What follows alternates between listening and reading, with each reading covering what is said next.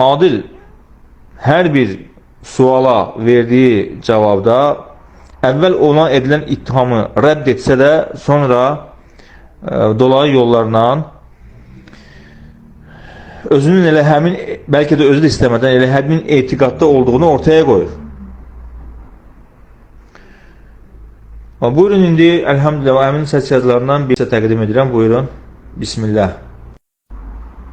Bir daha da qalmış. Deyirlər ki, rəsm deyirsiniz ki, güc olarsa onlar çıxmır. Bunlar hamısı yalandır. Yalandır. Bunlar hamısı yalandır. Elə şey olmuyor. O vaxtda danışılan da görüş olaraq Əhl-Sünnədən belə bir şey gətirilib.